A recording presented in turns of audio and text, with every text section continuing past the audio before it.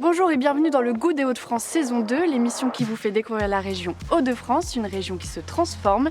Et aujourd'hui, je suis à Roubaix pour rencontrer Bruno Gaudichon, une figure emblématique de la ville. Il va me faire découvrir 3 de ses lieux favoris. C'est parti. Bonjour Bruno. Bonjour. Merci de m'accueillir. Avec plaisir. Pourquoi tu as choisi ce lieu, la piscine de Roubaix? Alors, comme on va faire une promenade dans la ville de Roubaix, que ma vie a été pendant des années liée à ce bâtiment, à cet équipement qui représente la ville, je trouvais que c'était une bonne porte d'entrée dans votre pérégrination dans la ville. Voilà. Ça a toujours été un musée? Non, alors le musée de Roubaix s'est installé dans un bâtiment qui avait une longue histoire avant, qui était donc celle de la piscine de la rue des Champs, qui est un équipement que la ville, sous le majorat de Jean Lebas, a fait construire à la fin des années 20 et au début des années 30, et qui a été un très très haut lieu de la vie sociale et sportive de Roubaix jusqu'à la fermeture brutale de la piscine en novembre 1985. Est-ce que tu peux me montrer la piscine? On en parle depuis le début. Oui, alors donc on va peut-être faire une petite digression puisque cette piscine est devenue un musée, donc on va peut-être aller regarder un endroit très muséal qui est un des points forts du parcours. Ok, c'est parti. Donc là, on est à l'atelier d'Henri Bouchard. Voilà, donc Henri Bouchard était un sculpteur de la fin du 19e siècle dont l'atelier avait été conservé en l'état. C'est vraiment exactement à l'identique, c'est une reconstitution de ce qu'était l'atelier au début des années 2000, dans l'état où l'avait laissé Bouchard à son décès dans les années 60. Bon voilà, je vous ai amené ici parce que ça me semblait important, mais on va aller découvrir la piscine maintenant. Allez, je suis pressée de voir ça. C'est parti. C'est un lieu insolite, plein de charme. Oui, alors la question de la théâtralité a été très, très vite choisie par Albert Barth, qui en fait un lieu spectaculaire. Et ce décor qui reprend les poncifs d'une abbaye cistercienne avec l'église qui serait celle de Bassin, Jean-Paul Philippon va y rester très fidèle dans la réhabilitation et proposer d'intégrer complètement le lieu dans le projet du musée. Il traite en fait le bâtiment comme une sorte de chef-d'œuvre de la collection du musée.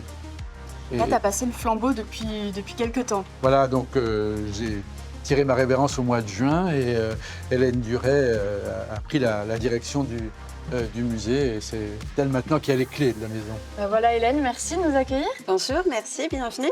Qu'est-ce que ça te fait de reprendre un petit peu ce flambeau de la piscine de Roubaix, ce lieu insolite? C'est un très grand honneur, c'est un vrai privilège d'arriver dans ce lieu extraordinaire avec des collections incroyables dans un écrin patrimonial, de prendre la suite de Bruno qui a vraiment réalisé cette construction avec l'équipe. Et puis voilà, maintenant, il y a le grand défi de continuer à faire vivre ce musée après le départ de son fondateur.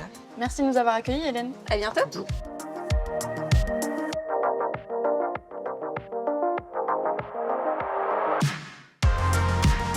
On est à l'Oiseau-Mouche, qui est le nom générique de la structure, donc qui est une compagnie et un lieu de représentation théâtrale, à l'intérieur duquel il y a un restaurant qui vit avec les acteurs de la compagnie. Enfin, Annabelle va nous expliquer tout ça bien mieux que moi. Bonjour Annabelle. Bonjour, bienvenue à l'Oiseau-Mouche. Merci beaucoup. Alors, quel est le concept ici? Alors, l'Oiseau-Mouche, c'est un projet atypique basé à Roubaix, qui a été créé en 1978 et qui comprend une compagnie, un théâtre, un restaurant et un service traiteur.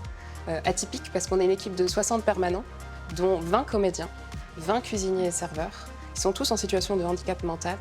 Mais vraiment, le cœur du projet de l'Oiseau-Mouche, c'est de valoriser les compétences, la reconnaissance par les pairs, la reconnaissance professionnelle, l'excellence et l'exigence. Est-ce que tu peux nous montrer le resto? Oui, bien sûr, je vous emmène. Pourquoi tu as décidé de m'emmener ici? Parce que c'est... D'abord, on y mange très bien. Et puis, c'est un lieu, je trouve, très représentatif d'idées fortes à Roubaix, qui sont les questions de la solidarité, de l'ouverture aux autres. Et qu'est-ce qui te rend aussi attaché à cette ville? Des paris audacieux, une ouverture, une présence de l'humain très importante dans le quotidien. Voilà. Bah, c'est super bon en tout cas. Je ne doutais pas que ça plairait. Voilà. Et tu as prévu quoi juste après? Je crois que comme on est des invités un peu spéciaux, on va pouvoir aller prendre le dessert dans la cuisine. Ah bah génial. Bonjour Antoine. Bonjour, Alors tu es le chef cuisinier ici. tout à fait. Tu nous présentes quoi comme dessert? Un crémeux chocolat et fèves de tonka. Ouais, c'est super bon. On sent bien, bien le chocolat, c'est pas trop sucré. C'est très bon, hein, Délicieux. comme le plat. Merci pour l'accueil. Mille merci, mais moi je termine. Hein. Trop bon. Donc là, tu m'emmènes dans la plus petite galerie Galerie du Monde, ou presque. Ou presque. C'est un lieu très important de la vie culturelle roubaisienne qui est animé par Luc Spier, qui ne pouvait pas nous Ah oui. recevoir aujourd'hui, mais qui est sur la photo là, avec son bonnet vert. Oui. J'aperçois la ch'tite Christine, qui est la présidente de l'association qui gère la plus petite galerie Bonjour, du monde, ou Christine. presque, et qui nous reçoit. Alors, Bonjour. c'est quoi le concept?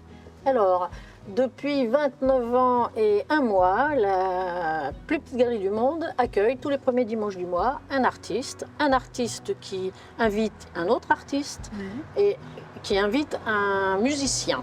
Ça attire beaucoup de monde?